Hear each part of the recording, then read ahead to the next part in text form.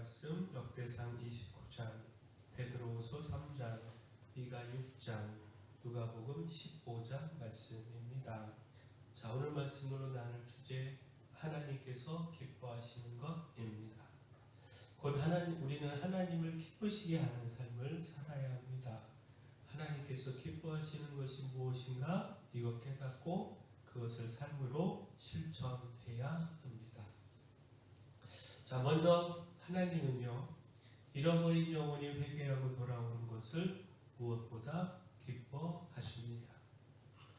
누가복음 15장은 잃은 양에 대한 비유의 말씀, 또 잃은 동전에 대한 비유, 잃은 아들에 대한 비유의 말씀인데, 이 비유를 통하여 잃어버린 영혼이 회개하고 돌아오는 것, 하나님께서 무엇보다 기뻐하신다는 사실을 예수님은 가르치셨습니다. 누가복음 15장 7절 말씀 보면, 내가 너희에게 이르노니 이와 같이 죄인 한 사람이 회개하면 하늘에서는 회개할 것 없는 의인 99으로 말미암아 기뻐하는 것보다 더하리라. 자, 잃은 양에 대한 비유를 통해 주님 가르쳐 주신 말씀 있죠? 자, 잃은 동전에 대한 비유도 동일한 가르침을 주고 있는데, 잃어버린 영혼이 회개하고 하나님께 돌아오는 것, 이것을 하나님께서 무엇보다 기뻐하신다.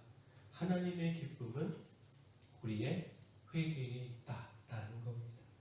따라서 우리가 힘써 회개하고 하나님께 돌아가야 하고요, 또 하나님의 마음을 이해하고 잃어버린 영혼들을 찾는 일에 힘을 다해야 합니다. 하나님과 같은 마음을 품고 영혼들을 사랑하고 기뻐해야 합니다. 곧 누가복음 15장 32절 말씀입니다. 이 내 동생은 죽었다가 살아났으며 내가 잃었다가 얻었기로 우리가 즐거워하고 기뻐하는 것이 마땅하다 하니라. 자, 잃어버린 아들의 비유에서 아버지의 마음을 이해하지 못하는 큰 아들에게 아버지가 한 이야기입니다. 큰 아들은요, 그 많은 재산을 탕진하고 돌아온 동생에 대해서 못마땅하게 생각을 했습니다. 그러나 아버지는 아들이 돌아온 것만으로도 기뻐하고 즐거워했고, 또 그 큰 아들도 함께 기뻐하기를 바랬습니다. 자, 결국 무엇입니까? 이것이 우리를 향한 하나님의 뜻입니다. 하나님은 잃어버린 영혼이 회개하며 돌아오는 것을 무엇보다 기뻐하시고, 또 우리도 동일한 마음으로 기뻐하기를 바라십니다. 따라서 하나님의 마음 가지고 잃어버린 영혼 찾는 일에 우리가 힘을 다하기를 소원합니다. 자, 또한 하나님은요, 자원하여 즐거이 드리는 헌신을 기뻐하십니다. 역대상 29장은 성전 건축을 위해 이스라엘의 모든 백성들이 자원하여 기쁨으로 예물을 드렸음을 전하고 있습니다. 역대상 29장 6절을 보면, 이에 모든 가문의 지도자들과 이스라엘 모든 지파의 지도자들과 천부장과 백부장과 왕의 사무관이 다 즐거이 드리되. 9절도 보면, 백성들이 자원하여 드렸으므로 기뻐하였으니 곧 그들이 성심으로 여호와께 자원하여 드렸으므로 다윗 왕도 심히 기뻐하니라. 모든 가문의 지도자들과 이스라엘의 모든 지파의 지도자들, 더 나아가 백성들까지 자원하여 기쁨으로 예물을 드렸음을 전하고 있습니다. 곧 다윗은 성전 건축을 위하여 하나님 앞에 먼저 기쁨으로 예물을 드려 헌신의 본을 보였고요, 이스라엘의 지도자들을 비롯한 백성들도 기쁨으로 그 헌신에 동참했습니다. 자, 다윗 왕은요, 이런 백성들의 헌신을 보며 기뻐했는데, 누구보다 기뻐하신 분, 당연히 하나님 아니시겠습니까? 곧 즐거이 드리고 자원하여 드렸다라고 하는 말씀에 주목을 해야 합니다. 억지로가 아니라 하나님을 사랑하여 기쁨으로 헌신할 때 하나님은 이를 기뻐하십니다. 역대상 29장 14절 말씀입니다. 나와 내 백성이 무엇이기에 이처럼 즐거운 마음으로 드릴 힘이 있었나이까?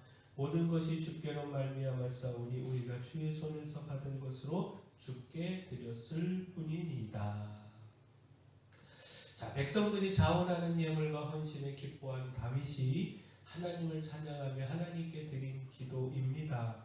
다윗은 이처럼 즐거운 마음으로 헌신할 수 있는 것이 하나님께서 주신 힘 때문이고 하나님께서 주신 것 다시 하나님께 드렸을 뿐이다. 이렇게 고백을 했습니다.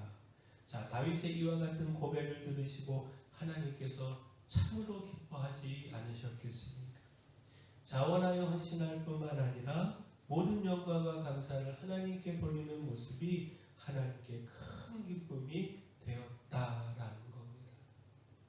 이처럼 자원하며 헌신하고 또 그 헌신을 통하여 오직 하나님께 영광을 올려드릴 때 하나님은 무엇보다 기뻐하십니다.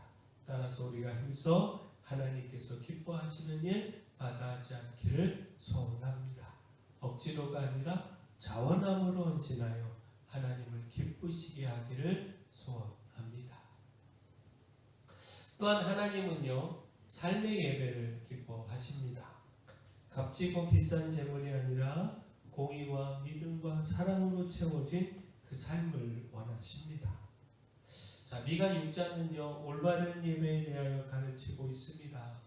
하나님은 천천의 순양이나 만만의 강물 같은 기름 등 값지고 비싼 제물로 예배한다고 기뻐하시는 것이 아님을 말씀하고 있습니다. 하나님은 먼저 삶의 예배를 원하신다라는 겁니다. 곧 미가서 6장 8절 말씀 보면 사람아 주께서 선한 것이 무엇임을 내게 보이셨나니 여호와께서 내게 구하시는 것은 오직 정의를 행하며 인자를 사랑하며 겸손하게 내 하나님과 함께 행하는 것이 아니냐. 자, 하나님께서 이미 말씀하신 것, 곧 정의를 실천하며 인자를 사랑하며 겸손히 하나님과 동행하는 삶을 기뻐하신다라는 겁니다. 이 삶으로 드리는 예배를 기쁨으로 받으신다라는 겁니다.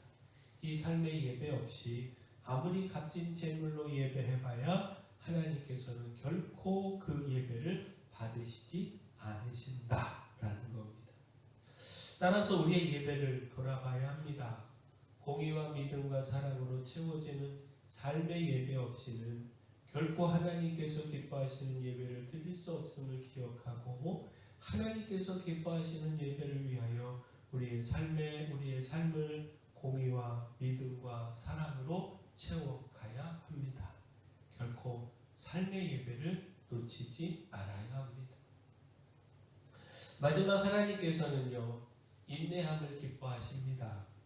베드로후서 3장은 주님의 재림과 그 심판의 확실함에 대하여 전하고 있습니다. 곧 주의 강림을 부정하며 조롱하는 자들에 대한 말씀으로 그들의 주장과 가르침을 주의해야 한다라는 겁니다. 속히 오신다는 주님의 약속이 더디다고 여기는 어리석은 생각 때문에 이런 그릇된 주장에 넘어지지 말아야 한다라는 겁니다. 주님의 재림이 더딘 것은 오히려 모두가 회개하기를 원하시는 주님의 오래 참으심 때문이다라는 겁니다. 따라서 마땅히 거룩함과 경건함으로 하나님의 날이 임하기를 간절히 사모하며 그 약속을 통해 주어지는 새하늘과 새 땅을 소망해야 함을 가르치고 있습니다. 자, 결국 무엇입니까? 주의 오래 참으심을 기억하며 흔들림 없이 믿음을 지켜가고 주님의 날을 바라보며 인대로 기대를 기다리는 삶이 하나님께서 기뻐하시는 삶 아니겠습니까? 따라서 우리 어리석고 조급한 판단으로 헛된 믿음을 따르지 않아야 합니다. 하나님의 말씀이 아닌 어리석은 교훈에 넘어지지 않아야 합니다.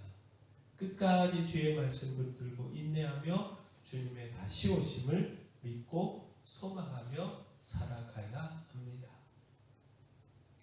하나님은 하나님께 돌이키는 회개와 자원하는 헌신 그리고 공의와 사랑과 믿음의 삶으로 드리는 예배를 기뻐하십니다. 또한 주님의 다시 오심의 약속을 믿고 소망하며 인내하는 삶을 기뻐하십니다. 바라긴 우리가 하나님이 기뻐하시는 삶 살아가기를 소원합니다. 사랑의 주 하나님, 회개하고 하나님께 돌아가 하나님의 기쁨이 되며 또한 하나님과 동일한 마음으로 잃어버린 영혼을 찾는 일에 힘쓰기를 소망합니다. 자원함으로 헌신하며 공의와 사랑과 믿음의 삶으로 하나님이 기뻐하시는 예배를 드리게 하시고 주님의 다시 오심을 인내와 소망으로 기다리며 그 믿음에서 흔들리지 않게 하여 주시옵소서. 교회에 연약한 모든 분들 주님께서 강력한 손으로 안수하시고 치료하여 주시옵소서. 저희 교회 주신 사명 이 마음의 빛이요 소금으로서 이 사명 능히 감당하게 하여 주시옵소서. 일꾼도 보내주시고 또 힘도 더하여 주시옵소서. 수험생들에게 끝까지 힘주시고 대학 진학 하나님이 열어 주시옵소서. 12월입니다. 하나님 12월 한 달도 하나님의 은혜 안에서 복된 한 달 되게 하여 주시옵소서. 모든 것 주님께 맡겼고 예수님의 이름으로